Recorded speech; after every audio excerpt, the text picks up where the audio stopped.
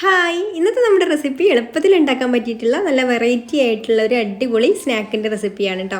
അപ്പോൾ നമുക്ക് പെട്ടെന്ന് തന്നെ അത് എങ്ങനെയാണ് തയ്യാറാക്കുക എന്നുള്ളത് നോക്കാം. അപ്പോൾ ആദ്യം നമുക്കൊരു മസാല റെഡിയാക്കി എടുക്കണം. അപ്പോൾ അതിന് വേണ്ടിയിട്ട് ഞാൻ ഒരു പാൻ അടുപ്പത്ത് വെച്ചിട്ടുണ്ട്. അതിലേക്ക് 1 ടേബിൾ സ്പൂൺ വെളിച്ചെണ്ണ ഒഴിച്ചു കൊടുക്കാം. വെളിച്ചെണ്ണ ഒന്ന് ചൂടാവുന്ന സമയത്ത് നമുക്കിതിലേക്ക് ഒരു സവാള ഇതുപോലെ ചെറുതായിട്ട് അരിഞ്ഞത് ചേർത്ത് കൊടുക്കുന്നുണ്ട്. പിന്നെ ഒരു 2 പച്ചമുളക് അരിഞ്ഞതും, പച്ചമുളക് എരിവ് കൂടുതൽ വേണമെന്നുണ്ടെങ്കിൽ അതിനനുസരിച്ചിട്ട് ചേർത്ത് കൊടുക്കാം കേട്ടോ. പിന്നെ കുറച്ച് കറിവേപ്പിലയും അതുപോലെ പെട്ടെന്നൊന്ന് വഴന്ന് കിട്ടാൻ വേണ്ടിയിട്ട് ഈ ഒരു സമയത്ത് തന്നെ അല്പം ഉപ്പും കൂടെ ചേർത്ത് കൊടുത്തിട്ട് ഇതൊന്ന് വഴറ്റി കൊടുക്കാം.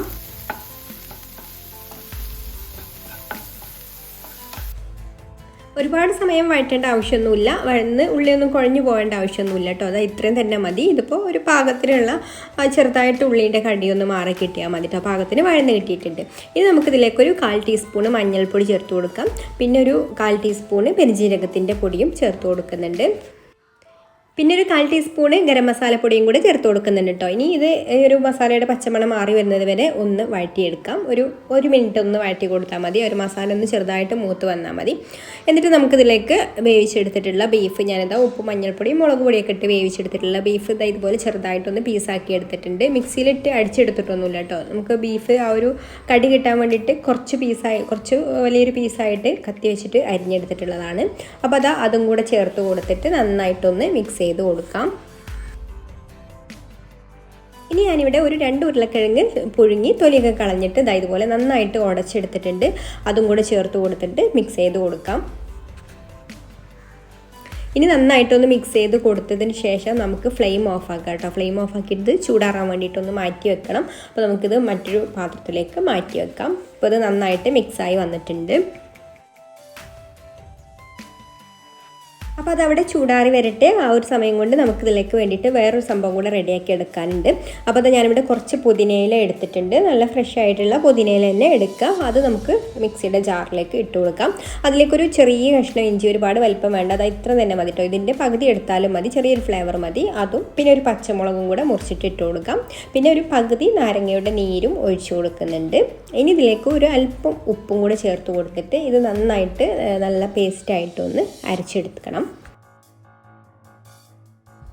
അപ്പോൾ ഇതുപോലെ നന്നായിട്ട് അരച്ചെടുത്തിട്ടുണ്ട്. ഇനി നമുക്കിതൊരു ബൗളിലേക്ക് മാറ്റിയിട്ട് ഇതിലേക്ക് 1 ടീസ്പൂൺ തൈരും കൂടെ ചേർത്ത് കൊടുത്തിട്ട് മിക്സ് ചെയ്ത് കൊടുക്കുന്നുണ്ട്. അപ്പോൾ തൈരൊക്കെ ഓരോരുത്തരുടെ പുളിക്കനുസരിച്ചിട്ടൊക്കെ ചേർത്ത് കൊടുക്കാം കേട്ടോ. കട്ടയായിട്ടുള്ള തൈരാണെന്നുണ്ടെങ്കിൽ ഇതുപോലെ നന്നായിട്ട് ഉടച്ചിട്ട് കട്ടയൊക്കെ ഉടച്ച് മിക്സ് ചെയ്ത് കൊടുക്കാം. ഈ ഒരു സമയത്ത് ഉപ്പോ പുളിയോ ഒക്കെ കുറവുണ്ടെങ്കിൽ അതിനനുസരിച്ചിട്ട് ഉപ്പ് ചേർത്ത് കൊടുക്കാം, അല്ലെങ്കിൽ പുളി കുറവുണ്ടെങ്കിൽ തൈര് ചേർത്ത് കൊടുക്കാം കേട്ടോ.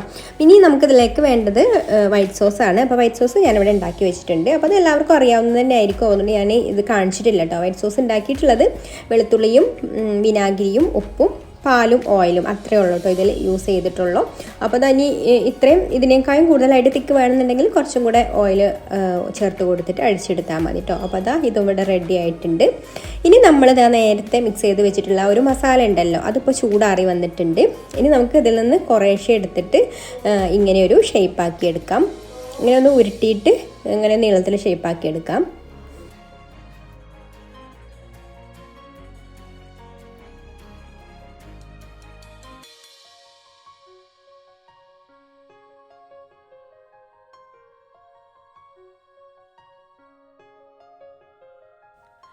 അങ്ങനെ ഞാനിവിടെ മുഴുവൻ മസാലയും ഈ ഒരു രീതിയിൽ ഷേപ്പാക്കി എടുത്തിട്ടുണ്ട് കേട്ടോ.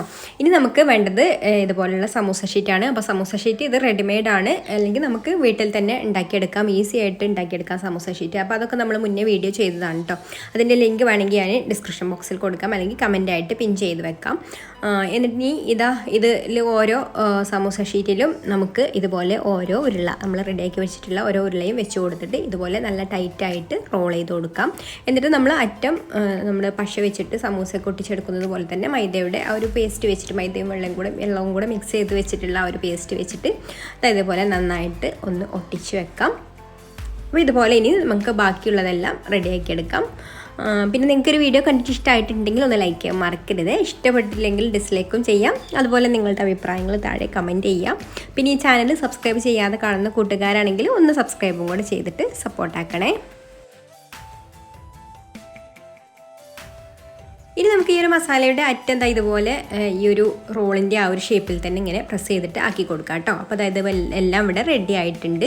ഇനി നമുക്കിത് പൊരിച്ചെടുക്കണം. അപ്പോൾ പൊരിച്ചെടുക്കുന്നതിന് മുമ്പായിട്ട് ഈ ഒരു മസാല ഇതിൽ നിന്ന് വേറിട്ട് പോകാതിരിക്കാൻ വേണ്ടിയിട്ട് നമ്മൾ മൈദയും വെള്ളവും കൂടെ മിക്സ് ചെയ്ത് വെച്ചിട്ടുള്ള ആ ഒരു പേസ്റ്റ് ഉണ്ടല്ലോ, ഒട്ടിച്ചെടുത്തിട്ടുള്ള, അത് വെച്ചിട്ട് തന്നെ ഇതുപോലെ ഈ ഒരു മസാലയുടെ പുറംഭാഗത്തായിട്ട് ഇതുപോലെ ജസ്റ്റ് ഒന്നിങ്ങനെ ആക്കി കൊടുക്കാം കേട്ടോ. ഒരുപാടൊന്നും വേണ്ട, അത് അവിടെ നിന്ന് വേറിട്ട് പോരാതിരിക്കാനുള്ളത് മാത്രം മതി കേട്ടോ. ഇങ്ങനെ ആക്കി കൊടുത്തതിന് ശേഷം നല്ല ചൂടായിട്ട് എണ്ണയിലേക്ക് ഇട്ട് കൊടുത്തിട്ട് ഫ്രൈ ചെയ്തെടുക്കാം. അപ്പോൾ ഫ്രൈ ചെയ്തെടുക്കുന്ന സമയത്ത് ഇതുപോലെ ഇങ്ങനെ റോൾ ചെയ്ത് കൊടുക്കണം കേട്ടോ എണ്ണയിൽ. എന്നാലേ ഉള്ളൂ എല്ലാ ഭാഗവും ഒരുപോലെ കളറായിട്ട് കിട്ടുള്ളൂ, അല്ലെങ്കിൽ ഒരു ഭാഗം മാത്രം അങ്ങനെ ബ്രൗൺ കളറായിട്ട് വരും.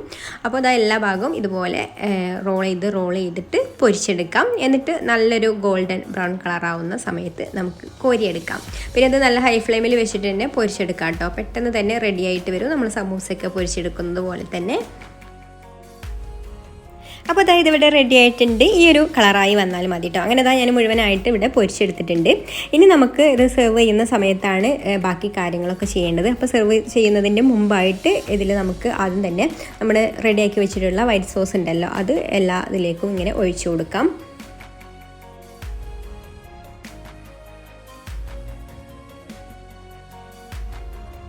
അപ്പോൾ എല്ലാത്തിൻ്റെ മുകളിൽ വൈറ്റ് സോസ് ഒഴിച്ചു കൊടുത്തിട്ട് പിന്നെ അതിൻ്റെ മുകളിലായിട്ട് ഓരോ ഡ്രോപ്പ് നമുക്ക് ടൊമാറ്റോ സോസും കൂടെ ഒഴിച്ചു കൊടുക്കാം. ഈ ഒരു ടൊമാറ്റോ സോസിൽ റെഡ് ചില്ലിയും കൂടെ ചേർന്നിട്ടുണ്ട് കേട്ടോ.